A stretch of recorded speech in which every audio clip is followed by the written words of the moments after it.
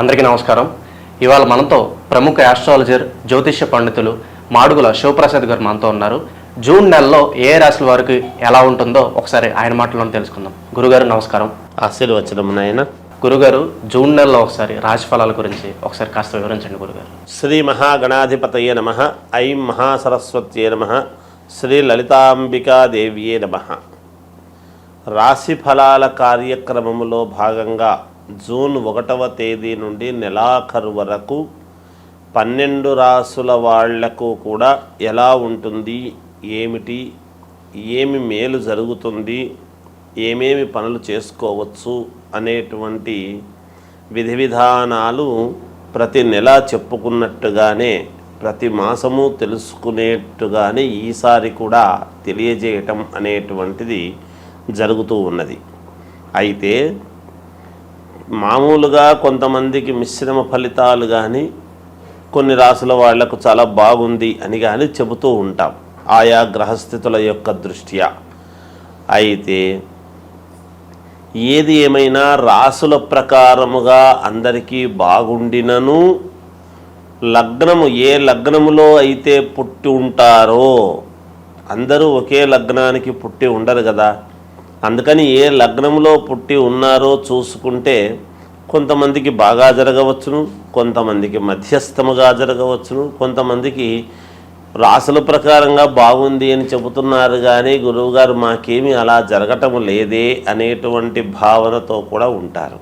అయితే అందుకని వ్యక్తిగతమైనటువంటి జాతకాలను ఎక్కువగా మనం చూసుకోవాలి అనేటువంటిది ఉంటుంది. అంటే date, time, date of birth, time of birth, place of birth అనేటువంటివి ఉంటే క్షుణ్ణముగా మొత్తముగా పరిశీలన చేసి చెప్పుకోవచ్చును ఎప్పుడూ కూడా. అందువల్ల వ్యక్తిగతమైనటువంటి జాతకాలను మీకు నచ్చిన వాళ్ళ దగ్గర, మీకు అనుకూలం ఎవరి దగ్గర ఉంటే వాళ్ళ దగ్గర ఒకసారి చూపించుకొని ఏవైనా చిన్నపాటి పరిహారాలు అవి ఉంటే చేసుకుంటే రాసుల ప్రకారముగా బాగుంది అన్నప్పుడు మరి ఈ రాసే కదా మాది ఎందుకు బాగలేదు అని ఒక్కసారి చూపించుకుంటే దాంట్లో తగిన విధముగా పరిహారం అనేటువంటిది చేసుకుంటే మీకు కూడా బాగుంటుంది అని తెలియజేస్తున్నాను. గురుగారు, మనకి జూన్ నెలలో మకర రాశి వారికి ఎలాంటి ఫలితాలు ఉండబోతున్నాయి కాస్త వివరించండి గురుగారు. మకర రాశి వారికి ఈ జూన్ నెలలో చాలా బాగుంది. అనుకూలవంతమైనటువంటి ఫలితాలు ఉంటాయి వీళ్లకు. వీళ్ళు ఏదన్నా అనుకున్నది అనుకున్నట్టుగా చేసుకోగలిగినటువంటి సామర్థ్యము ఉంటుంది. విపరీతమైనటువంటి శారీరకమైనటువంటి శ్రమ చేసి సత్ఫలితాన్ని పొందుతారు ఈ మాసంలో అనేటువంటిది ఉన్నది. ఫలితాన్ని ఖచ్చితంగా పొందుతారు. అందరికీ ఆదర్శవంతముగా ఉంటారుగాక. నలుగురు మిమ్మల్ని అనుసరించేటువంటి విధానముగానే వీళ్ళ యొక్క పోకడ అనేటువంటిది ఉంటుంది గాక ఈ రాశి వాళ్లకు. కాబట్టి వీళ్ళు వేసేటువంటి ప్రతి అడుగు విజయం వైపు వేయడమే జరుగుతుంది. అప్పుడప్పుడు చిన్నపాటి అనారోగ్యాలు అనేటువంటివి సూచించినా తప్పకుండా విజయం వైపు నడుస్తారు. విజయం అనేటువంటిది సొంతము చేసుకుంటారు. వీళ్ళ మాటకు విలువ పెరుగుతుంది, సమాజంలో గౌరవం పెరుగుతుంది, ఉన్నతమైనటువంటి ఆశయాలతో ముందుకు వెళతారు ఇబ్బంది లేకుండా. విదేశాలకు వెళ్ళేటువంటి వాళ్ళు విదేశాలకు వెళ్ళి తీరుతారు కాక తప్పకుండా. ఎప్పటి నుంచో వీసా రాలేదని ఇంకోటని అనుకునేటువంటి వాళ్లకు వీసా వచ్చి తొందరగా వెళ్ళటం జరుగుతుంది తప్పకుండా. విద్యార్థులకు చాలా మంచి కాలముగా ఉన్నది. వాళ్లకు మాత్రం యథావిధిగా చదువులు అయిపోయిన తర్వాతనే మళ్ళీ మంచి మార్కులు రావటము, ఇంకో చోటికి వెళ్ళటము, ఇలాంటివన్నీ కూడా జరుగుతుంటాయి. కాబట్టి విద్యార్థులకు యోగదాయకముగా ఉన్నది. అలాగే సినిమా రంగంలో ఉండేటువంటి వాళ్లకు చాలా అనుకూలవంతముగానే ఉన్నది ఈ రాశి వారికి. వాళ్ళు వ్యక్తిగతముగా చూసుకొని సర్దిద్దుకోవాల్సినటువంటి అవసరము వాళ్లకు ఉంటుంది, ఎవరికి వాళ్ళకే. అందువలన మకర రాశి వాళ్లకు చాలా చాలా అనుకూలవంతముగా ఉన్నది. అలాగే కొత్త కార్లు కొనటము, వాహనాలు కొనటము, ఆభరణాలు కొనుక్కోవటము, దూర ప్రయాణాలు చేయటము, ఇలాంటివన్నీ కూడా ఉంటాయి. వ్యాపారం చేసుకునేటువంటి వాళ్ళు లాభసాటిగా వ్యాపారాలు నడుపుతారు. ఈసారి ఖచ్చితంగా లాభం వచ్చేటువంటి విధానముగా ఉన్నది రాశి వారికి. కాబట్టి అన్ని రకాల అనుకూలముగా ఉన్నది మకర రాశి వాళ్లకు అనేటువంటి తెలియజేస్తున్నాను. గురుగారు, మనకి పంచగ్రహ కూటమి అంటే ఏంటి, మనకి ఏ రాశుల వారికి ఈ పంచగ్రహ కూటమి ప్రభావం అనేది పడుతుంది, అలాగే వీళ్ళకి కలిసి రావాలంటే ఏ పరిహారాలు చేసుకుంటే మంచిది, కాస్త వివరించండి గురుగారు. పంచగ్రహ కూటమి అనేటువంటిది 6వ తారీఖు మనకు 6వ నెల అంటే జూన్లో వస్తూ ఉన్నది. గురువారం నాడు వచ్చినది. అయితే ఈ పంచగ్రహ కూటమి అనేటువంటిది గతములో కూడా ఒకసారి 2013 ఆ సమయంలో వచ్చింది అనేటువంటిది ఉన్నది. ఈ షష్ఠగ్రహ కూటమి అనేటువంటిది, పంచగ్రహ కూటమి అనేటువంటివి ఈ కూటములో అనేటువంటి వచ్చినప్పుడు ఏమవుతుంది అంటే, బలమైనటువంటి గ్రహాలు ఎప్పుడైతే ఒక చోట ఒకే రాశిలో కలుస్తాయో ఆ ప్రభావము ఎవరెవరి మీద ఉంటుంది, మంచి ప్రభావం ఉంటుందా, చెడు ప్రభావము ఉంటుందా అనేటువంటిది ఉంటాయి అటు ఉంటాయి ఇటు ఉంటుంది గాక.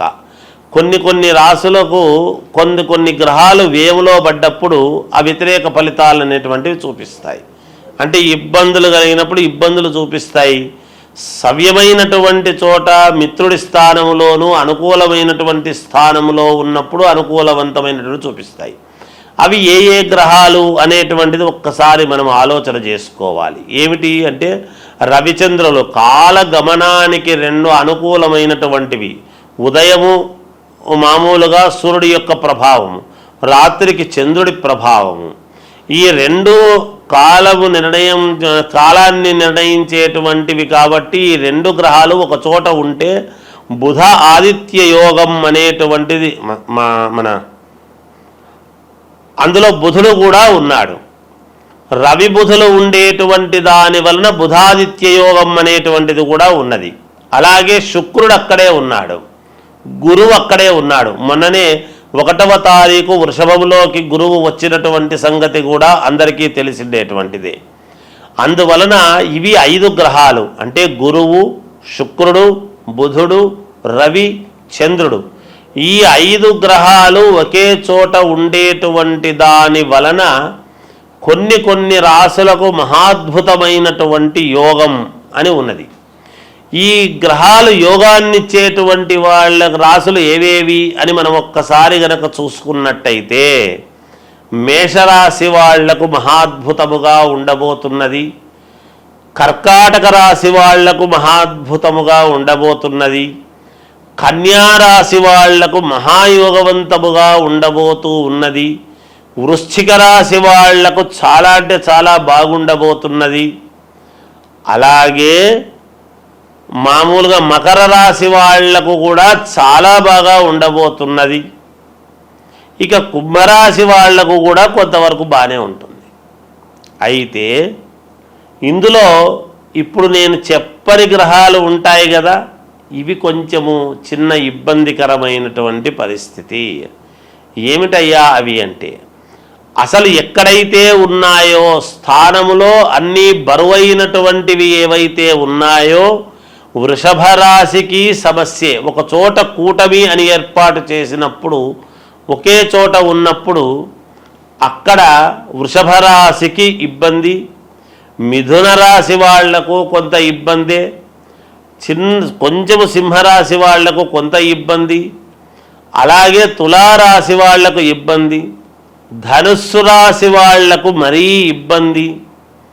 వీటి వలన ఏమిటి, ధనుస్సు రాశి వాళ్లకు ఇంకోటి కూడా ఉంది. దీంట్లో ఒక చిన్న ఇది చెప్పుకోవాలి మనం. ఎవరైనా గర్భవతులుగా ధనుస్సు రాశి వాళ్ళు గనక ఉన్నారు అంటే కొంచెము జాగ్రత్తగా ఉండాలి అనేటువంటిది ఉన్నది ఒకటి. అలాగే మీనరాశి వాళ్ళది ఇబ్బంది ఏమీ లేదు, చిన్నపాటి ఇది ఉంటుంది దానికి.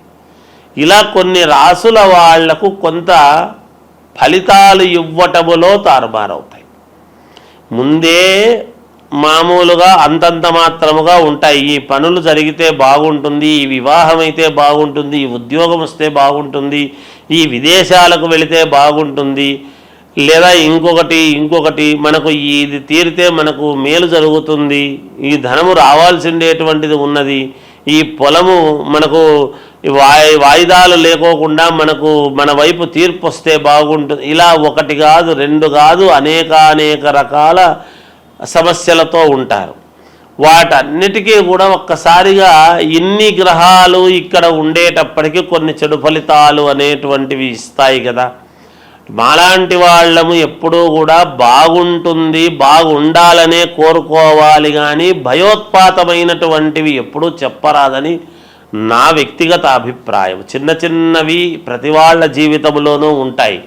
ఉన్నంత మాత్రాన అవి పర్వాలేదు, ఏం పర్లేదు, మీకు బాగుంటుందంటే మీకు మానసికమైనటువంటి సంతోషం ఉంటుంది. కానీ మీకు ఇది బాగాలేదు, అది బాగలేదు అని చెబితే ఎలాగబ్బా, ఆర్థిక ఇబ్బందులు అనేక రకాల సమస్యలతో ఉంటారు ఈ రోజులలో. ప్రతిదీ మాలాంటి వాళ్ళము భయముతో కూడినటువంటివి చెప్పేటప్పటికీ మీకు ఏమీ పాలుపోక నిజంగా బాగుండేటువంటి ఆత్మవిశ్వాసము కోల్పోయే పరిస్థితి ఎవరికీ రాకూడదు. అందువలన చిన్నపాటి ఇబ్బందులు, సముద్రము అన్న తర్వాత అలలు, మానవ జీవితం అన్న తర్వాత ఒడిదుడుకులు ఉంటాయి, సహజం. అది దానికి ఎవరు భయపడక్కర్లేదు. కాకపోతే మీ వ్యక్తిగతమైనటువంటి జాతకాలు ఒక్కసారి పరిశీలన చేసుకొని మీకు నమ్మకం ఉండేటువంటి వాళ్ళ దగ్గర చూపించుకొని ఈ రాశి వాళ్లకు ఏమి చేసుకుంటే మేలు, మరి బాగులేని రాశి వాళ్ళది ఏమిటి అంటే ఏమీ లేదు, జపము, తపము, హోమం ఇవి ఉంటాయి. హవనం అనేటువంటిది ఎప్పుడైతే హోమం చేసుకుంటారో మీ పేర్లతో, అగ్నిహోత్రుడి యొక్క సంస్కారము వలన మీరు సంస్కరింపబడతారు, మీకు మేలు జరుగుతుంది. తప్పకుండా హోమాలు సరే, ఇంకా ఏవో కొన్ని ఉంటాయి, అవన్నీ చేసుకోవచ్చును. ఇంకా ఒకటి ఉన్నది, దీని వలన కొన్ని ఇబ్బందులు ఉంటాయి. పైగా వచ్చినటువంటిది ఎప్పుడు అంటే ఆదివారము, గురువారము 6వ తారీఖు అమావాస్య అనేటువంటిది కూడా ఇదైంది.